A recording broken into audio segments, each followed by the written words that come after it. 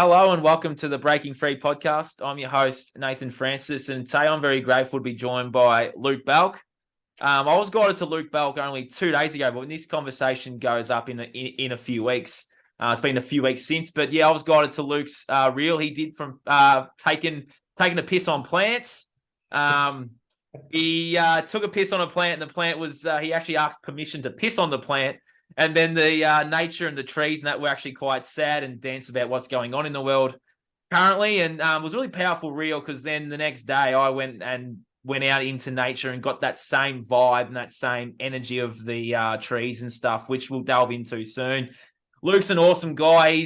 He's an astrologer. He's a quantum healer. Not many males do this quantum healing, so I'm looking forward to delving into more about how he got into it, which is really, really cool.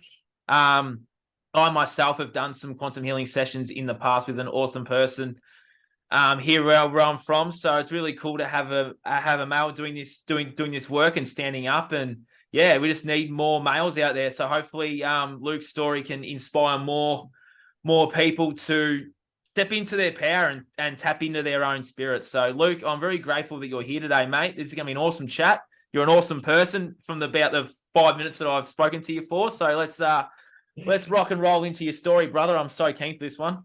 Yeah, no dramas, mate. So, up until probably around 2012 was when I started to come across information on the internet that was counter to the mainstream narrative, and the mainstream conditioning, mainstream media, and the sort of story that they put forth. But it wasn't significant enough. It was just like the odd video and things. And, I was like, whatever.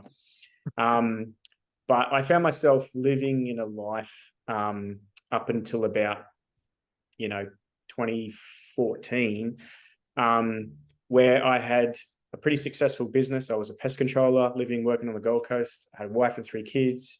We lived comfortably, we holidayed regularly, and in that reality, I wasn't happy. And I didn't know why I wasn't happy. And rather than confront my unhappiness, I would mask it with drinking. And so, it would turn into like drinks after work, would turn into binge drinking on weekends, and I'd do stupid things drunk. And one thing led to another, and it got to a point towards the end of 2014, and I was like, something's going on. Something's not right within me. Drinking's making it worse, not better. Because, I'd feel good when I was drinking, and the next day I'd feel like shit. And especially if I'd done something stupid or that I'd regretted, like said something that I didn't mean. Stuff like that. And it was putting a lot of friction and tension in my relationship and my family. So I decided in 2015 to stop alcohol altogether and just go cold turkey. And that was my year of spiritual awakening. And I always tell people that my gateway drug was a 9/11 conspiracy video because it literally was. A friend had sent me some stuff towards the end of that 2014, and then I'd gone into 2015 and I started going down the rabbit hole. But I was going down the rabbit hole and I was not drinking. I was eating healthy. I was meditating. At the beginning of 2015, I did a Fight Like a Pro competition, which is amateur boxing. So you do a 12-week sort of fitness and sparring session with about, I don't know, there was about 15, 16 blokes. And then you get paired up with someone and you go to the casino here and you have a 3-round, 2-minute fight, which I had, and it was amazing. I lost 15 kilos weight during that period of time as well. So I felt really good. I felt really clear, and I felt like I was able to discern really. And what the 9/11 conspiracy video did for me was just open my eyes to the fact that what we're being told about the world and what's going on around the world is not quite accurate, and that there is an agenda. And we could talk for hours and hours on what that agenda might be. And I've spent a lot of time trying to work that out in my earlier years, but now I sort of understand that it's a game and it's rigged, and it's rigged for the most part against the person that's unaware, which is the vast majority of the population. So that was a big one for me. And I started to look into why would they do this? What are they trying to hide? Why are they trying to do that? And I found that for me, it was they're hiding our true nature. They're hiding our true connection to source, our true spiritual connection. They're hiding a lot of the sort of fundamental points of view, if you like, with regards to who we are, where we come from, what we're doing here, what's the process, why do we come here, do we come back, all those types of things. And it's being concealed from us in a very systematic sort of way as well. So that was enough for me to go, fuck, I was already in my other life, I was already anti-authority. Like, I don't like rules and restrictions. I don't like someone else telling me what I should or shouldn't do. I'm happy to abide by rules if they make sense and they make common sense, but if they're ridiculous rules, I'm like, it's fucking pointless. So I was always that natured. And when I was doing all my rabbit hole diving, I came across astrology. And up until that point, all I knew about astrology was I was a Virgo, and I was quite analytical, quite critical, a bit of a perfectionist with some aspects of my life. But other than that, I hadn't really looked into it. And I found a guy online. He was an Australian guy, actually. His name's Santos Bonacci. And anyone that's done any sort of deep sort of work into the rabbit holes would have come across him at some point. Yeah, I have. Yep. He's phenomenal. Back in the day, he spent his life as a Jehovah's Witness. So from a biblical perspective, a religious perspective, he's quite knowledgeable. And then he broke out of that, and he was able then to do his own deep research. And now he does something called astrotheology. So he ties astrology into religion and shows you how that the religions of the world are basically telling you the story of the stars in their own mythology. And that for me was like, whoa, okay, so the religions are just basically telling the story of the stars. Fuck, there must be something to the story of the stars. So that caused me to look into astrology, and I started looking into like birth charts and the fact that I even had one. And then I had to get my birth time from my mum, and like, I have to have my chart. And at this time in my family life, my partner at the time was studying psychology through university. And I started diving into astrology, and I started coming to deep, profound insights into the human psyche using astrology. And she was like, how are you coming to that? And I was like, well, this is how you sort of understand and read it. And this is what what it means. And I remember saying to myself, why haven't we been taught this at a very young age? Why aren't we exposed to this at this level? The elements and the makeup of all the archetypes, the planetary energies and what they mean in correlation to human expression of consciousness. Like, I was pretty pissed off that I hadn't come across that, or that it wasn't actually shown to me in my curriculum, being, my education years.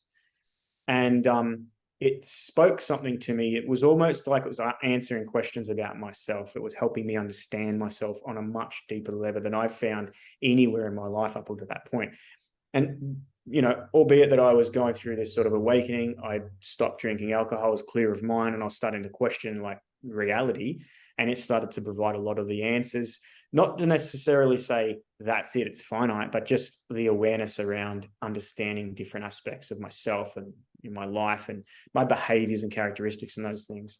So then I sought out a professional astrologer, and I went directly to her and I got a reading. And then I said, I want to learn. So she started tutoring me. Oh. And she tutored me for quite a while until I got the foundations of astrology. And then I went off and self-taught. During 2015, I also exposed myself through a friend and a mentor to some Reiki healing. And it was after my second Reiki healing session with a lady here on the Gold Coast that I had a full like epiphany, download, revelation, aha, breakthrough. Like, it was just like clear as day. And I remember that experience, and it was just like, fuck, I know for myself now what the fuck's going on, why I'm here, what I'm doing, and as a general idea, what the fuck we're all doing. And that sort of pushed me down my spiritual path. I was pest controlling in my business up until that point. And as I come out of 2015, I was starting to think, how am I going to do that work now? I don't really align to it. It was purely just driven to get a lifestyle and income. And then so many things started to shift for me with regards to, all the life I'd built for myself pre-awakening, I wasn't connected to it as much anymore. Put a lot of strain in my marriage, and I get anxiety going back to work. So Sunday nights would be hell because I have to go back to work on the Monday, and I'd just get like frustrated and upset and angry. And I was living on 5 acres in Canungra, and I went out on a Friday knowing that I was going back to work on the Monday, and we had a couple of weeks off over Christmas. And I was like, oh, fuck, I got to go back to work next week. And I wanted to have achieved something tangible for that time off. So I went out and I started, pruning this big strangler fig that was working its way around one of our red gums.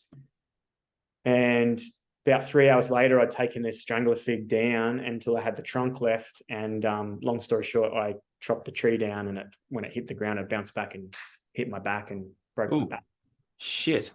Yeah, so that was the universe. Excuse me. That was the universe pushing me out of the place that I was stuck in. That was I didn't know how. I'd had this awakening, but I didn't know how to transition out of the life I built for myself. And the business was a big thing because I felt trapped by it, because it was providing our livelihood and our income, but it was also like, it was killing me, And at pest control, like, I did termite management. So I'm crawling under houses, I'm digging trenches, I'm spraying pesticides. Like, I'm doing heavy work. And I felt stuck. I had this awareness, expanded awareness. I sort of had to see differently, and I thought, like, what I wanted and what I had and what I didn't have and all those things. But I just felt so restricted on how is this going to even happen. And then literally broke my back, which was the catalyst, because I had to have a lot of time off work. I was fortunate I didn't damage my cord, but I broke the transverse processes on L1, 2, and 3 on the spine.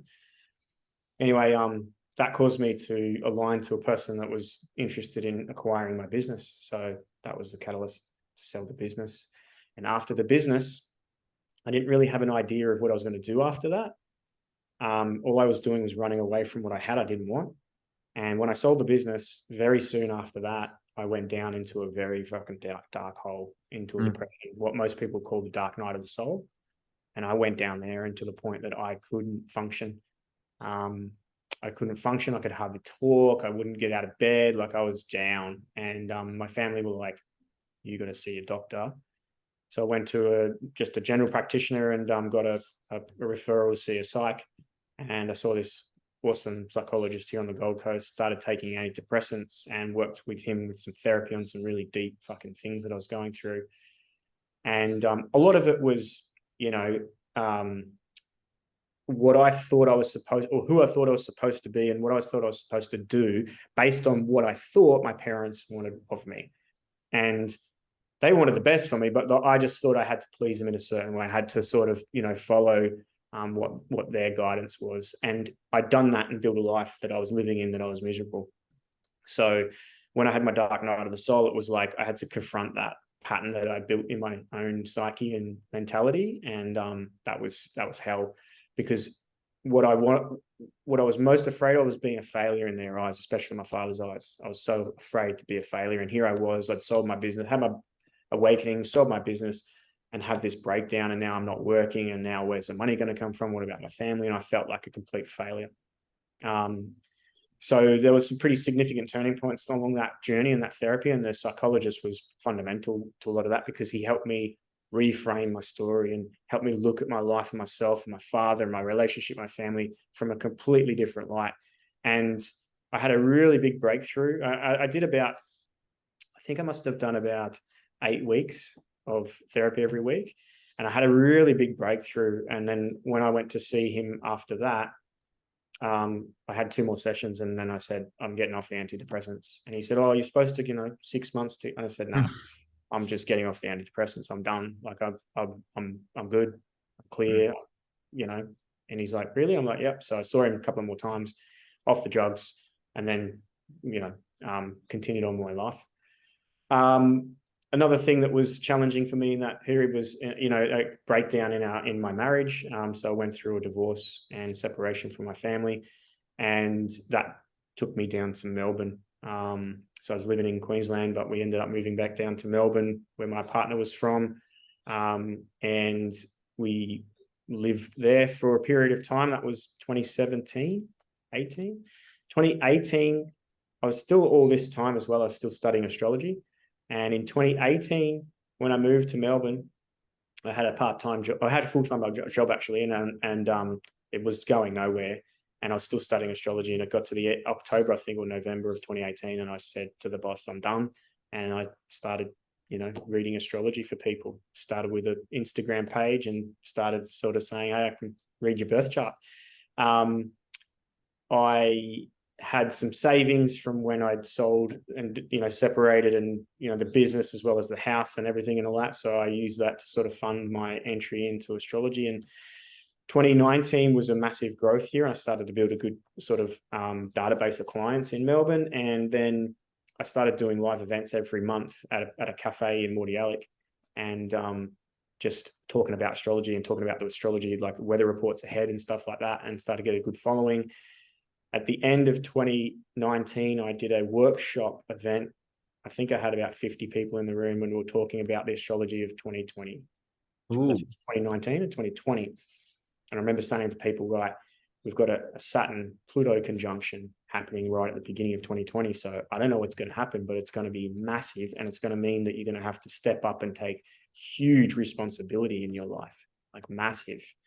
I always remember I had a couple of clients that I'd seen at the end of 2019. I call them my lesbians from Cranbourne, and beautiful women. And after my sessions with them in 2019, at the beginning of 2020, they left Melbourne and moved to Queensland. And I still see them every year now, and they're like, fucking, that was on the back of what you told us about what was coming. And I was like, well, you know, I didn't know it was going to be a pandemic. I just knew it was going to be fucking big. Yeah. And we can come back to that in regards to astrology, if you like, and sort of give you an understanding of what that cycle was, and when how often it's repeated, and what's been happening every time it repeats, because it's pretty interesting to look at that. But then 2020 for me was exponential growth in the work that I did. I also, all amongst all that period, I'd gotten Reiki attuned and trained. So I was doing Reiki healing and astrology. And what happened in 2020 was people were like waking up.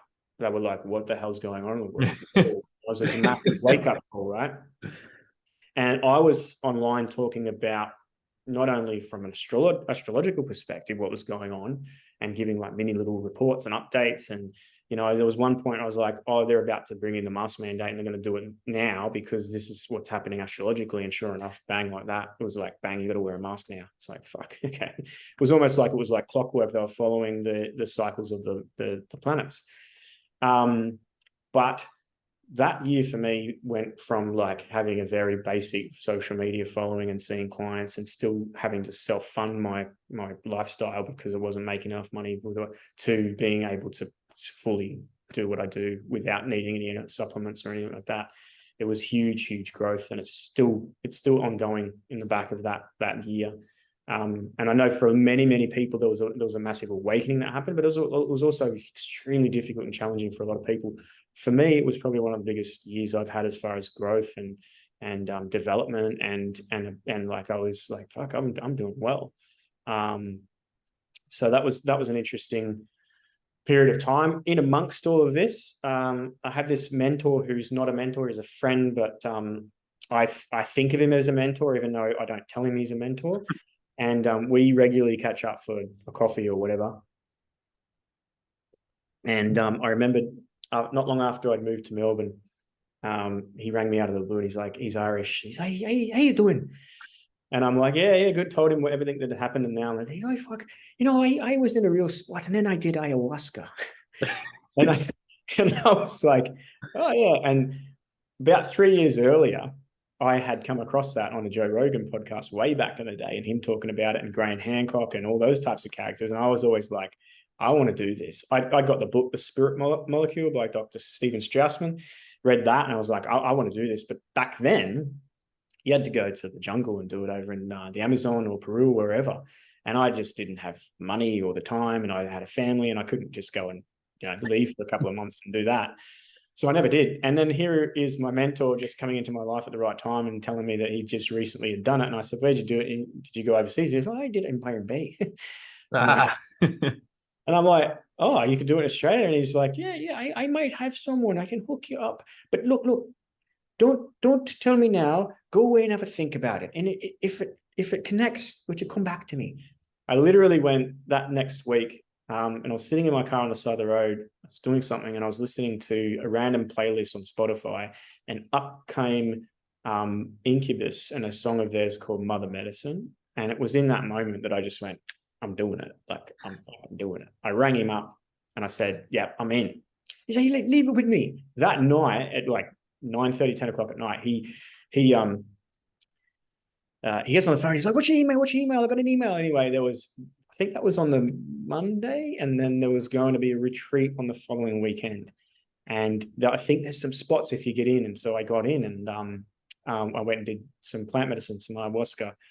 And I won't give you the specifics and the details because it's quasi illegal.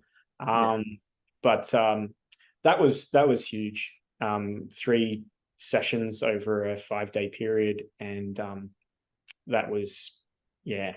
If I always say with things like that, if you've been doing a lot of spiritual work but haven't actually been getting any type of, you know, connection and no results, and you're not really expanding, and you're sort of a bit like, oh, I'm a bit lost. Those types of things, mushrooms, plant medicine, even marijuana to a degree, can help, you know, bridge a gap from where you are to just different states of awareness. And intention setting and the right, you know, protection and the right people to do it with is very important. But it can be very, very profound. And I had some huge shifts in that, in relation to love in particular. You know, what is love? I asked the plant, what's love? Show me love. What does it look like? How can I have it? Am I worthy of it? Where do I find it? And that was a huge, huge experience. We can go into it if you want to. But yeah, so leading now, long story long, getting to where we are now, the video, the reel that you'd come across and I put up recently actually was from about 18 months ago after some psychedelic journeying.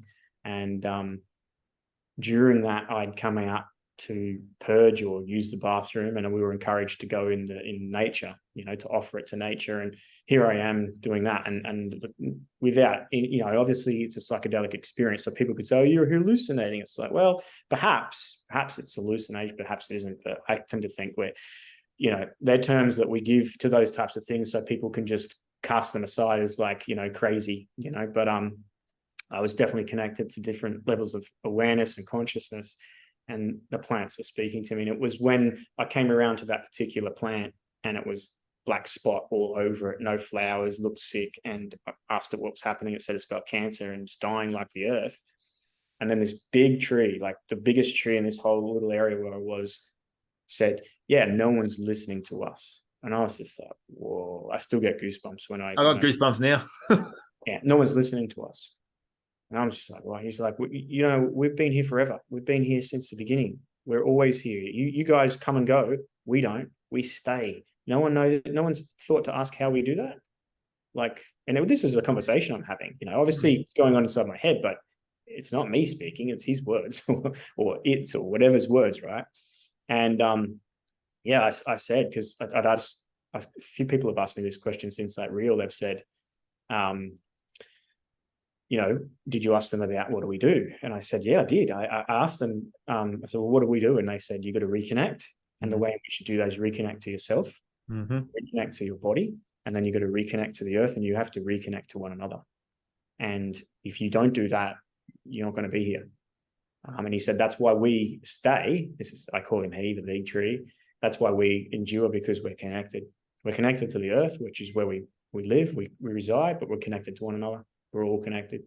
And we realize that on a very, very deep level. And we live with that knowledge. You guys have been disconnected. You disconnect, and then civilizations fall, races decline, you know, because you've disconnected. So that was huge. It's like reconnecting to our earth is our body. So reconnecting to our body and treating it as sacred. And then by in turn, reconnecting to the earth through that, and then one another. So, you know, I'd like to say that I'm no saint, and I go through phases as we all do. And sometimes that message is really profound and I remember and I do the work, and other times I'm disconnected again. But it's an ongoing challenge. But that video is interesting because I found that as I was sort of cleaning up some storage on my phone, and I'm like, I've got to come back to that, because when that experience happened for me about 18 months ago, I sat with that for like a week or so, and just was like, it was almost like I'd been like winded in my gut by nature, just really, you know, taken back. Then life gets in the way, and, you know, all the grind and all that sort of stuff. So it's a reminder to come back to those simple things and come back to reconnection, which is a lot of the thing that I do with the work that I do, whether it's energy healing, whether it's, you know, the astrology, which is helping people understand themselves on a deeper level, or even the quantum healing as well. Because sometimes we're blocked. Sometimes we've got things that we're, you know, that are deeper than just memory. and we don't know why and how. And sometimes they're because of experiences that we've had in different lifetimes. So that's the work that I do with regression work, is to go back and let's have a look at some of that stuff and do some clearing and become aware and do the releasing that needs to happen. And that's a really, that part of my work is like, it's so rewarding. It's so different. Every client has a different experience. They go to different memories. Some go into past life stuff. Some go into early childhood in this life. Some go to, other planetary energies and have experiences. Some go into the future as well. And it's like, I'm not in control of where they go. I'm just facilitating the process. And my job is like an investigator. I'm in there and I'm like, okay, what are you seeing? And tell me about that. And I'm asking them to do things and ask the right types of questions. And then through that process, we can take them into their deep subconscious, and you can converse with the intelligence or higher intelligence. And that's a really interesting process, because a lot of profound insight and awareness comes through. And it's interesting when I'm doing that, the personality of the person completely shifts and changes. It's almost like, they're replaying what they're telling you, what they're seeing. And then all of a sudden you get deep, push them into their subconscious and ask to speak to that intelligence. And it's almost like it just wipes clean, and they say, yes, like this. Sometimes they'll get a deeper voice. Sometimes, and they'll talk to themselves in the third person, like, the subconscious will be saying, yeah, she does that. I don't know why. We've told her not to do that, and it's like, but it's the person speaking. Yeah. It's a phenomenal experience. And it's very, very rewarding. Everyone has a different experience. I would say that probably 75% of people can go through that process and it'll be effectual. There's probably about 15% of people that are too in their mind, too analytical, can't stop their thinking and thoughts, and it's hard to get them into that, to induct them into that state. But for the vast majority of people, if you dream and you remember them, you can be regressed. If you close your eyes and you can make pictures with your eyes shut, then you can be regressed. So yeah, it's phenomenal work. And man, so many things come through in relation to like what's going on in the world, what's going to happen, what are we supposed to be doing right now. So yeah, on the side of that is deep, profound healing for clients that can move forward in their life completely karmically renewed almost. So yeah. Pretty powerful story. Yeah. It's very similar to mine, because I stopped drinking, and then as soon as I stopped drinking, I was like full blown into my Truths of the World journey, and then my healing journey. And it's very similar to mine. I've had some stuff come up over the last few days. You've actually helped me shift something by the stuff that you were saying, because I've been in that spot where I was a bit lost, and I've had to go back and forgive my older self for the things that I was doing, which if you have a look at my social media, I've been speaking about quite a lot lately about my old self. I need to go back and forgive that guy, the things he was doing, to then move forward. I'm like sitting, I'm like, oh my God, you're helping me shift something live on air. As per this podcast, something when I get a guest, they always say something that hits home. So I thank you for that. Thank you for all of that, mate. That really helped me, and I'm sure it would have helped many others as well, just by what you were saying with your story and how I was resonating with it. And that was really powerful, man. Thank you. Yeah, no dramas, mate. I get people all the time with wanting to make radical changes in their life, especially during and after an awakening. And I always say, look, I was a pest controller for 20 years. They're like, what? I'm like, yeah, I was a pest controller. That's what I did. That was my livelihood. That was my business. That was my life. And I said, so here I am now doing this. If I can do it, I think you can do it. Yeah, exactly. And the quantum healing's so powerful too. I know in my first one, I was able to go under like pretty much straight away. And the first two people I saw was some relatives that had crossed over, and I was just full blown. I was just like, I was crying basically. I was like, wow, like I knew they were around, but then to like connect with them again and reconnect with obviously myself too, and then start learning about the things I was doing in different lives and what was happening in this life. And yeah, it was just a massive pop for me. And then sort of nothing really happened after that. And then it sort of just delved into my healing journey. And now I'm in my healing journey. I'm connected again. And then the last few days, some stuff come up. I was a bit disconnected, but then you reconnected me today. And it's like, yeah, it's like, I know why I'm here. I know what I'm doing. And yeah, quantum healing is so awesome, man. And do you do the beyond quantum as well? I don't do the Beyond Quantum, no. Oh, yeah, my friend does the Beyond one, and that session for me really, like, I went into the future and what I was going to do and Yeah, okay. helped set my path. Yeah, that was a really powerful session for me, the Beyond one. Yeah, yeah. No, it's definitely something that I'm interested in pursuing and training myself in. Yeah, okay, sweet. Yeah, it's really awesome. Just in terms of, oh, no, you go. I was just going to say, sometimes in my sessions, clients will go into the future, and you Yep. can sort of get an understanding of they're in the future now. I don't like messing around too much in the future with people, because Yeah. sometimes we don't necessarily want to have the whole thing mapped out, right? The attachment too. Yeah. Exactly. Yeah, exactly. So there's always going to be that. Well, I'll give you an example of this. When I went to India, I got a Vedic astrology reading, and Vedic astrology is different. It uses different zodiac and everything, and it's not uncommon. They'll give you a palm reading and a chart reading, and then they'll tell you everything about it. It's not uncommon for them to tell you when you're going to die. Oh. So, or around the age of your death, and they don't even ask if you want to know that. They just tell you it. So, it's like the future stuff. If you're messing around too much through a quantum experience in that, you can be exposed to things that you're probably not in the state to be able to handle or see, or not meant to as well. So it's like a bit of a fine line. Yeah. Some of that. But yeah, that was interesting. I got told I was going to live to like 85-ish around that time. I'm like, prior to my awakening, I had a fear of death. I grew up from the age of 6 or 7 with a huge fear of dying.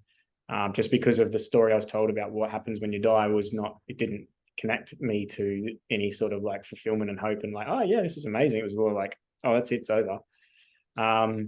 So through my awakening process, I was able to heal that fear. So it doesn't bother me knowing or not knowing. I mean, we're all going to die. It's I have this belief too that we don't really die. No, we don't. We transform, we transition, Yep. Perhaps this skin suit that I'm wearing may no longer be here, and the avatar that I've been pretending to be is probably not going to be here, but the essence of me and the spirit and the soul of me, that's the eternal aspect. Spot on. Yeah. And I had to remove my fear of death too, to have a pretty awesome out of body experience as well. And I've been getting them since I was a little child. So yeah, it was pretty cool to get rid of my fear of death and have that experience as well to further my connection as well. Yeah, it's been an interesting journey. I'm sure it's been an interesting journey for everyone, really. But I guess what was the like during the dark night of the soul for me, I was very similar to you. I was in a really dark place, man. And I guess the connection that I had to spirit that was my relatives got me out of that place, man. Yeah, right. Because they came to me in that place. I'm getting a bit emotional talking about it, but they came to me in that place. And that's how I got myself out. Did you have a similar connection to that as well? I didn't. Mine was, I had a breakthrough. So I was seeing my psychologist, and we discussed the whole idea around like not being here anymore. And I had already given it a lot of thought, or given exactly how I would do it, where all of it was all planned out in my head. And it was going to be up into the shed, and I was going to hang myself. So in one of the sessions, he got my partner to come in and said to her, when we finish today's session, are you able to give the rope to her, and can you put it somewhere where he doesn't know where it is? And she's like, yep. So yeah, that's pretty how deep I was in the depression and not wanting to be here. But I was being crushed by my own fear of failure, and that's what was depressing me. And what happened was that got personified in an experience with my dad. I was afraid that he was going to think of me as like no good. And I won't go into the full details, but there was an event that happened during this depression that I was going through where we were at a family dinner, and my dad wasn't happy, and it was unusually coy. And, I came into the kitchen after dinner, and mum's crying and dad's consoling her. And then dad turned to me and pointed, and he goes, "It's all your fucking fault." And he just pointed to me and berated me for 10 minutes in front of my family and everyone, and just told me what a worthless piece of shit I was. And I froze and just was there numb, completely numb. and was like, just took every bit, didn't respond, react, didn't cry, didn't move, just took it. And it was just relentless. And then it probably only was a few minutes. It felt like 10. When he'd finished, I turned around and my mum's crying, don't go, Gary, you can't say that to him. Someone has to fucking say it to him. And so anyway, I just turned around, walked and got into my car. Partner came with the kids and said, what do you want to do? I said, just put the kids in the car and we'll go. And then I went home and I went up. At this point, I'm outside of my year of alcohol. I'm in therapy. I'm under, what do you call it? Medication, Antidepressants. That's the one, Yeah. antidepressants. Yep. And on the way home, I stopped at the bottle. I got a 6-pack, went home, drank it, and cried for 3 days straight. And when I'd finished that, like I was unconsolable, just bawling my eyes out. And when I'd finished that, I had a session with my psychologist, and yeah, he helped me just look at it and what had happened. And that was the turning point that I had, because my biggest fear was realized. So now I was free of it. I wasn't fear of like, what if it happens? It happened. And it liberated me. So it was a 6-month split from my family, my father at that time, to sort of go, I don't want to be around you or talk to you, or I don't have anything to say, until I healed. And then I was able to reconcile that and forgive and say also thank you, because I still probably, I don't know, if I didn't hear that, I probably would have kept it as a bit of a fear, So because it was a big transition I was going through. I was going from like tradie style lifestyle and plenty of money and holidays to like, I'm going to be an astrologer and go over here and what are you doing? I was also questioning the shape of the earth at the time, which my dad was like, you're a fucking loony, because of that whole aspect of the awakening for me.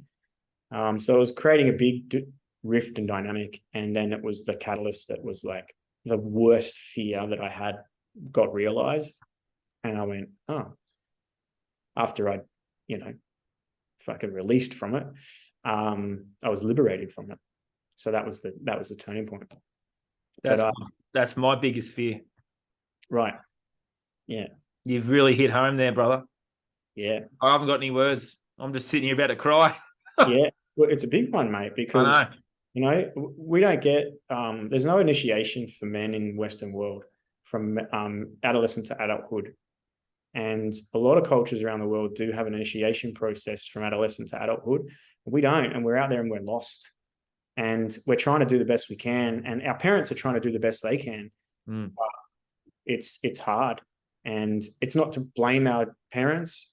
It's not to say we didn't get what we needed. It's just like this has been going on for a long time. This isn't just something that's new now. It's just that our awakening process really highlights the fact that needs to be healed. And it's a big thing to be able to free yourself to the point where you can just let go and you don't care. It's because it's not about, achievement, accomplishment, and success. It's just about being worthy to be, and to choose and to work out what's right for you rather than what you think is best for others. So it's a hard process. Yeah. You just summed up my last 3 days. Yeah. I don't recommend people go through what I went through. Yeah. But for me, you got to understand, when I went through my awakening, 2014, 2015, 2016, I was awakening with people on YouTube, on the internet around the world. Same. There's no one in my life that I could talk to about what I was going through and the way I was seeing the world and how it was changing and shifting.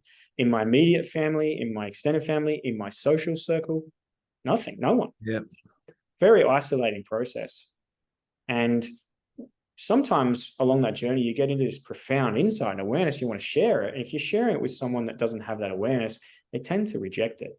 And then they'll reject you. And then you can be outcast as a result of it. And it's an isolating process. Yeah. So it was.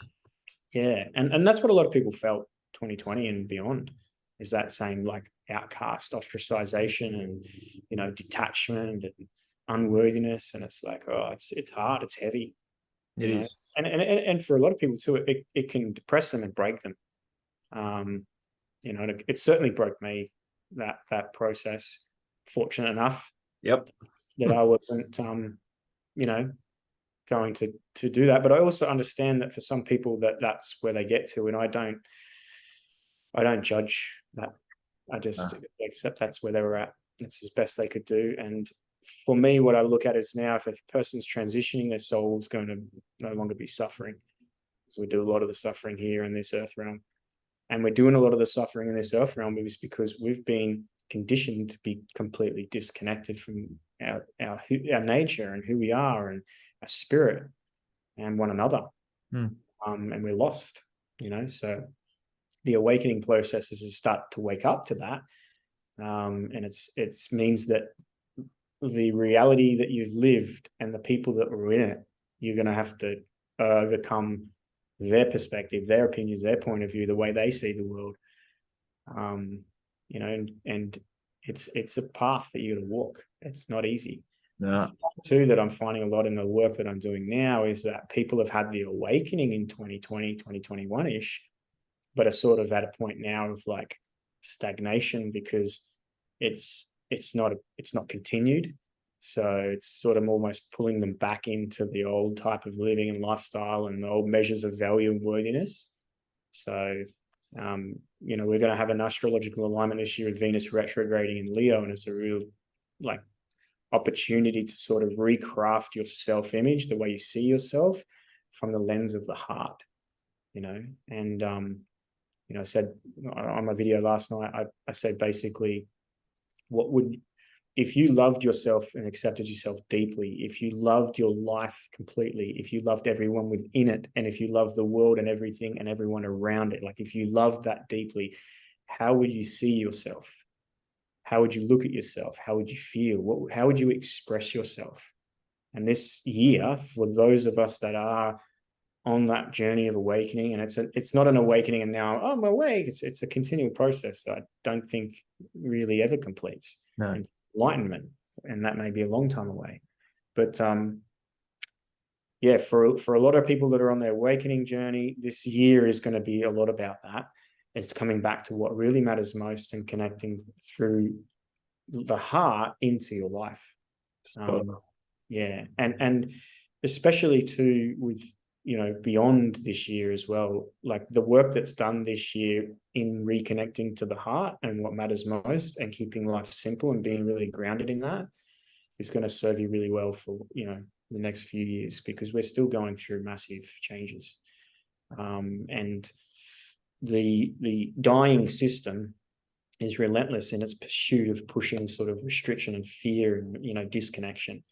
So it's going to take a courageous person and heart to withstand that as it continues to degrade and die, because on a collective, what's happening is that the system's losing its power because we're awakening. So if something losing power, they need to take more power, and they take it through taking control. So they're going to try and continue to take that control. So, COVID was a bit of an opportunity to awaken, but also a bit of a test to say, right, where are you going to stand? You're going to stand in your values and morals, what's right for you.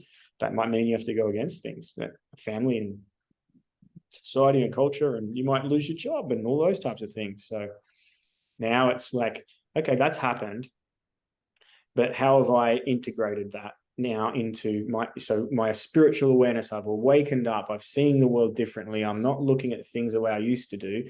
Am I integrating that into who I am? Is it becoming a part of my fiber of my being?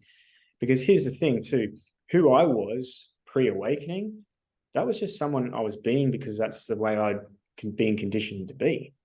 When you awaken, you can be whoever you want to be. You can create your own self-image. That's the point. Like you don't have to be that or that. You can be whoever you want to be. Now, if that's coming from the heart, then you're aligned, you're centered, you're going to find life easy. If it's coming from the ego, you're going to want some external validation, or you're going to need something in support of that. The heart doesn't. The heart knows it needs nothing. So yeah, deep, brother. Deep. That's pretty deep with what I've had going on. Obviously, you've picked it up very, very well, because my ego death's been something that's not really a death, but it's been shattered quite a lot, because I was in my ego for such a long time, man. And what you said there, I think you've finally understood what I've been going through the last few days, because I'm about ready to cry. Yeah, there's heavy It is, energy. man. And it's right. It's like that old version of me existed, but I still hold a lot of resentment and anger towards it. It's like I can let that go and just Yeah, be who I want. What you were saying about your old man, not quite as abrupt with you, like with me as it was with you, but it's a very similar process, mate. It's like I was going to be this teacher in this really, job focused thing. I've delved away from that and done my own thing, and I don't want to be seen as a failure in their eyes either. And yeah, it's what's come up the last few days, and I'm just sitting here. I'm like, yeah, I'm resonating with that, because yeah, I'm about ready to cry, man. Yeah, it's like, are we living in life in alignment to our own values, or are we using other people's measure of values to live our life? Exactly. And they mean well. They want the Mm. best for you, but they're coming from their level of awareness and their own experience and their own story and past. And that's what's going to be best for them. So a lot of reassurance and like, you know what, this might seem strange and crazy. Just trust me. I know what I'm doing. But if we're needing their acceptance or validation or recognition, then we can't be free. Yep. In order to be, we have to seek that. So liberation is about, I don't need anything from anyone. I often tell my clients in sessions, you need to get to the place where you're butt naked in the desert, not a possession in the world, and you're free, you're happy, you're in love, you're just content. You're totally liberated. There's nothing you need. That's a nice ideal, but in that essence of like getting to that place, you'll be like, I don't need anything. When you don't need anything, you're free to then be completely. When you need something, who do I have to be? What do I have to do in order to get what I need? And we've been collectively conditioned into this needy type sort of energy. And what do? We need more. We need more of something. We need more of it. We need the next thing, We need to get that. And it's bigger or more. And I want more. And I want the bigger paycheck in the house. Where does all that come from? The earth. Yeah. And we don't consider that, right, at all. As a collective, I'm not saying individually, I'm saying as a collective, we're not really considering that. That's why we're depleting her resources at a faster rate to which that she can replace them. And when that happens, we're heading towards collective disaster. And it's not the Earth's going to, climate change and worry about the Earth and all of this. The Earth will do what it needs to do to eliminate the threat. And if we're the threat, it'll do what it needs to do to eliminate the threat. The Earth has it trumps all forms of low magic. The Earth, nature, the natural world, like the type of magic that it can provide is, so, if we don't start as a collective, as a whole, to really live with that and alignment to that and back to her, we won't exist. And it's happened 6 times already, or 5 times already. Mm-hmm. It's not like it's not happened before. It's happened before. And that's not a conspiracy. That's fact. Even the tree was saying to me, we've been here through the rise and fall of every one of your civilizations.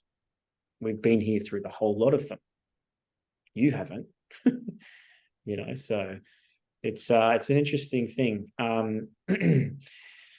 I was able to, on my journey through 2020, in fact, have my father, who, during my awakening was sort of like, what are you? You're crazy. You lost the plot. You're a loony. You're a failure. I was able to have an experience where we had a conversation, and that I was living in Melbourne and they were living in Queensland at the time. And he said to me on the conversation, he goes, just want to thank you for everything you've done this year and helped me awaken. And that was because of all the speaking out I was doing through COVID. And he was watching. Was like, that was when I got off that phone call, I just bawled my eyes out. He was watching you. Yeah, well, when he was watching all the videos and content, because he was also going through what the fuck's going on in the world, And I didn't have all the answers, but I had a perspective and I was sharing my point of view. And it was very helpful for a lot of people because they were like, fuck, okay, yeah, that makes sense more than what they're doing and saying. So, yeah, it's a big game. And if you don't know the game, then you get played. Yep, spot on.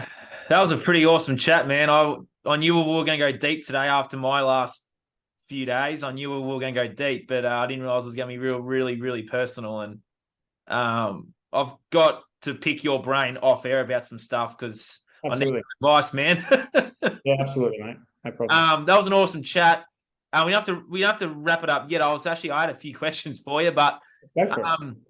I was going to ask you, well, there's a lot of divide and conquer amongst the truth community as to what this place really is. I've had it shown to me what this place is through my experiences over the last few weeks. I tend to ask my guests, what do you feel this place is? I don't believe it's neither flat or round, but yeah. Oh, okay. In relation to the shape of the Earth. Yeah. Because that's a really big debate, especially amongst our community and And it's easy for people that aren't, on that journey of awakening to cast the whole, group of people and like you crazy flat earthers, right? Pretty much. So to give you the understanding is that I believe the Earth was a globe. I was taught from school from a very young age that we live on a spinning ball. There's the globe in the kindergarten was the first time I'd seen the globe. And here's where we are. Earth spins, and we're told all these things and we're taught through science. So I did not believe the Earth's a globe. I fucking believe the Earth's a globe. Of course it's a globe. So when flat Earth came across my radar about 2015, end of 2014, 15, I was going through that period. And back then there was no censorship on YouTube and things like that because the algorithm wasn't trained up on censorship yet. So between 2012 and 2017 were the golden years on YouTube, especially for conspiracy stuff, because the algorithm wasn't trained enough to be able to push it down or completely remove it. So it's just now you got so much, it's a minefield out there trying to get some decent quality stuff in relation to these topics, because a lot of the stuff when you type in the search engines, bullshit, it's controlled opposition. It's there to actually divert you away from it because it's ridiculous and ludicrous. So it's hard. So when it first came onto my radar, I remember and didn't even watch the video. Someone had sent it to me that I was on this forum and whatever, and they sent it, you got to check this out. So fuck it. Away for about a month, and then the next video came, and I sat there and I went, if the Earth's flat, I mean, or at this point, you've got to understand, I'm already thinking like the whole like 9/11 didn't happen, like so many things, the way they said it did anyway, so many things. So then I'm like, fuck, that is huge. If they could convince everyone it's not, and it is, like, fuck. So I went down that rabbit hole and I looked at a lot of good content, and then I went out into my life and I tried to look at it from the lens of like, can I prove the globe or can I prove the flat? And the more I tried to prove the globe, the more I came up with it. You can't prove it's a globe without using mathematics or an equation or NASA. And NASA is corrupt as fuck. $50 million of taxpayers' money every single day as their budget. What are they doing with that? Floating around in an ISSS. Yeah. Right. Anyway, another story for another day. So, over a period of time, I challenged the globe. I challenged the flat Earth. I looked at the videos and then I went out and I got the binoculars. I got on the Google map and I measured things and I went there and I went, how can I see that still? The curvature, there is no, like, and then I went on planes and I'm like, okay, there's still no fucking curvature of the Earth. Like, where is the curvature? So leads me to the thing that's either a lot bigger than we've been told, and I think so too, or a combination of it's not a globe. What I come to the sort of place now is I don't fully hold on to flat or 100%. It's ain't a fucking globe in the way in which we've been shown. Yes. Right. So in what we've been told and shown, I completely reject it. Yeah. I'm more in the flat camp, but I think it's a realm, and I think it's potentially from a certain level, you look at it, it looks like a sphere, but we don't live on the sphere, we live within it. So I think it's a realm. I think so too. The physical plane is where matter or energy comes to rest. Yep. And we're drawn here to the physical plane through our karmic sort of, pathways and our soul's makeup to have a life experience. And when we're finished in the physical plane, we return back to that state. Matter is the ending or resting place of energy. So once matter comes into physical form, like this cup now can only be a cup. It can't be this energy in this cup can't be anything else now, can only be the cup. until I smash that down and break it down to its finest particles and let all those, diverse and disperse back to energy, right? So we're similar here. We're coming into this earth plane to live in this realm. And is it flat or is it round? It's probably a combination of those things, but I think that the plane of existence, the inert plane that matter comes to rest, I think is a plane. Just like I say, a plane. We can definitely agree that they're hiding the truth from us from this. And I don't know whether you follow Max Egan much, but I love what he says when he talks about this debate. It's like, why don't we all come together, establish freedom first, and then we find out what this place is after that. Absolutely. And a lot of people will say that it's a psyop, a psychological operation. Perhaps to a level it is, because it can divert you away. For me, it was just another thing to reinforce it's a fucking game and it's rigged and they're not telling us the truth. It's more divide and conquer, really, isn't it? Yeah, but it's also another thing to say, well, of course, they've lied. Look what the lies that happened through COVID, right? Oh, yeah. Right? Look at the lies. And then look back into how often they've lied about shit. All of a sudden, but they're telling us the truth about the earth, right? They've lied about everything. Yep. Why would they not lie about that? Exactly. Yeah. So I'm in the flat camp to the degree that if I was put on the line, yeah, it's more flat than that. That ball, that's bullshit. Yeah. Pretty awesome chat, mate. I was also going to ask you too. I've seen it as I've seen this realm from the outside, and there's souls coming in and souls coming out. Like, it goes on for miles, man. And it just made me be really grateful to have this human experience, because there's so many souls waiting to come in. I've seen that in different out of body experiences that I've had, and it just made me really grateful to have inhibited this vessel, because there's so many wanting to come in. I've seen that too. Yeah, absolutely. It's an honor to be able to be here, to live here. And if we can remember that and live in alignment to that, then this world and this realm will start to shift and change. And I think it is like you look at the symbology, right? It was the 911 call. Remember 9/11? That was that's the wake up call. Emergency 911. Why do you ring 911? Because there's a fucking emergency. So there was an emergency. That's the call. And we've got the COVID, right? So we're being energetically, symbolically told to wake the fuck up and start to shift and change now. And, if you're still out there and you're still ridiculing and judging and things like that, and you're still stuck, then so be it. That's where you're at. But as a collective, I think that it's time now that we start to look towards, rather than what's going on and who's doing it and how and what, it's just going, what? If we are the creator being, then it's time to start to recreate the way in which we live here. And that's the first thing. It's no good about expanded awareness and going off into another realm and having these different. We're here. We've got to start learning how to live here and get grounded in our reality and start to work out better ways to live here and come into community. Then we can, once we've established that, then we can start to explore beyond it. But, and I said this the other day, I think it was put on a video, but it's like in relation to population, right? I think the Earth can sustain a much bigger population, but not living at this level of awareness. Spot on. So if we continue to live at this level of awareness, I think we've reached the point that this Earth can sustain that level.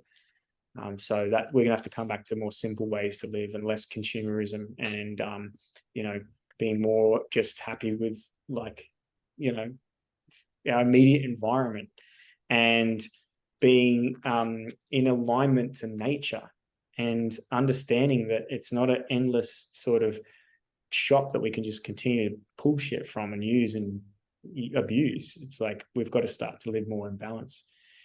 So yeah.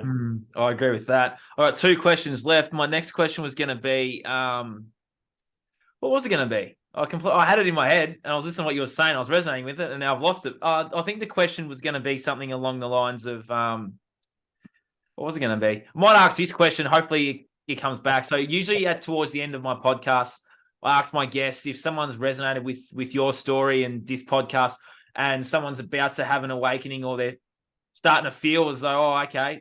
What would be your advice to those people to take their first step to start their, I guess, awakening journey and their healing journey, I find that they're two different journeys, but it leads to the same thing. Yeah. Well, generally the awakening journey creates the healing The healing journey. Yeah. Sometimes when a healing journey can awaken, Yep. go through a significant health crisis, and that causes them to awaken because they start to look into things and they start to self-heal and realize they can. And then they start to question, well, hang on a second, what's going on with the health system? So sometimes that, but often it's, an awakening journey that causes because it's like that you got to heal to be whole. So you start to awaken and realize you're not, and go, okay, well, I've got to go and heal. And that's what the dark night of the soul is. It's like you're confronted with the thing that's holding you back. So it can really push you down. So if you are like that and you are coming into an expanded awareness and you're starting to see things and question things, and you're starting to like no longer connect with the life that you built or those within it, my advice would find community, find like-minded people, go and find people that that have already or are going through something you've been through, and seek counsel and get advice. In other words, talk to people. The one thing that I didn't do very much, apart from internet shit back then, was talk to anyone. There was no one really. I didn't feel like I had anyone to talk to. Obviously, there were. My Reiki master, she was really good, because after my couple of Reiki sessions, stuff would come up and I would be able to talk to her about that. But talking to someone is important, about talking to what you're going through, so that you can, work out if you're going crazy or not, or whether your thinking is right and all those types of things. Because if you don't, all of a sudden you might share that information with someone that's in your social circuit, and you might then reinforce the fact that you think you are going crazy. You're not going crazy. You're just expanding your awareness. You're starting to see differently. And get some support. The work that I do with my astrology readings in particular is aimed directly at people on their awakening journey, because it's not just me sitting there telling you, oh, you have Venus in Leo, and it's not that. It's about, what does that mean for you? What does that mean for your lived experience? How is that going to be helpful and useful? And quite often what I have the ability to do when I look at a birth chart and I'm in a session, I see what they don't see about themselves, and I see their potential. So I'm like, you need to confront this. This is where you're going to be best served. This is the way in which you're going to utilize these natural innate qualities that you have. This is the challenge. You can't keep avoiding this. This is something you got to deal with. If you don't do this, this is a likely thing to happen. And I help a lot of people through the awakening journey, because often with it, they're either ending a relationship, a job, they're having a family breakdown, they've got some health issue going on, they're trying to work out how do I make the changes. So when I connect with an astrology reading, it's like I've got their blueprint, and then we're talking like a session, like a counselor, and then I'm helping them understand themselves through their blueprint, which is their chart. So things like that would be definitely something I would recommend. It's community, speaking to someone, and maybe an astrology reading. Yeah, it's pretty powerful. I've got some people to talk to as well, and I think I've just met another one. So I'm very, very grateful that you jumped on, man. That was an awesome podcast. Got really deep. A lot of my podcasts get deep. This one got deep, and I'm grateful we were able to have this I can't even talk. To have this conversation. It's been awesome, mate. If there's anything else you'd like to share, or a final message? That question didn't come back to me, so maybe I'm supposed to ask it. Yeah, that was an awesome chat, man. Thanks for jumping on. And if anyone's out there, reach out to Luke. He's a wealth of knowledge, and he's lived that life, and yeah, it's awesome, man. Well done. Yeah. I'm based on the Gold Coast, but I see people online. Yep. So I can see people everywhere. I've got clients all over the world. Yep. If you're fortunate enough and you're on holidays from anywhere and you're here on the Gold, you want to come and see me, reach out. I do next month have a workshop coming up for foundational astrology. So if someone's interested in learning a little bit more about astrology, doesn't know where to begin or how to start or even what they're looking at, it's a 2-hour workshop just for people to give them a foundation so they can go away and learn. And I teach 3 different styles to learn astrology, the fast and the easy way. Because for me, it took like 4 years to go through that journey to get to the point I could read, proficiently. But I've got 3 different strategies that I share, which can mean that can be like cut into 2/3 that time. And I feel like that on people's awakening journey, some modality, some type of spiritual modality is going to be very beneficial. Yeah. Whether it's Reiki, whether it's astrology, whether it's quantum healing, whether it's meditation, things like that. And in fact, meditation should be a foundation. But Yep. becoming a teacher and stuff like that, all these types of spiritual things, tune into one that sort of, if it resonates. For me, it was astrology. It was like, fuck that. That makes sense to me. And that's what I do with people, is I help them make sense of themselves. But find the thing that makes sense, that resonates. And if it resonates, it's because it's at a frequency vibrating that's right for you. If someone's saying you got to do this, you got to go and do this, and you go, oh, that doesn't resonate, don't do it. Doesn't do it. Just, it's got to be vibing at your vibe. So yeah, if you want to come along to the workshop, it'll be 9th of July. There'll be more details. You can get on all through my social media, and mostly I'm on Instagram the most. And it's just my name, Luke Balcke. Yeah, we'll put a link to all that down the bottom, mate. Website and everything else, and your email address too. People can reach out. Thanks for jumping on, man. You replied within like half an hour of my email, so I was like, okay, the universe has brought us together for a reason, and then we just recorded that. So that was pretty cool. Yeah, too easy, man. No dramas. Appreciate it. This has been the Breaking Free podcast. I hope you all got a lot out of this. I know I did. I've got some questions now to ask myself and to ask Luke how to ask myself these questions. Thank you for listening and watching wherever in the world you are. Luke's awesome. I want to get Luke back on in the near future again, and we can delve into some more stuff. So thanks, Luke. You're an absolute legend, man. Thanks so much. And thank you so much for the work you're doing as well. It's so powerful, brother. Thank you. No worries.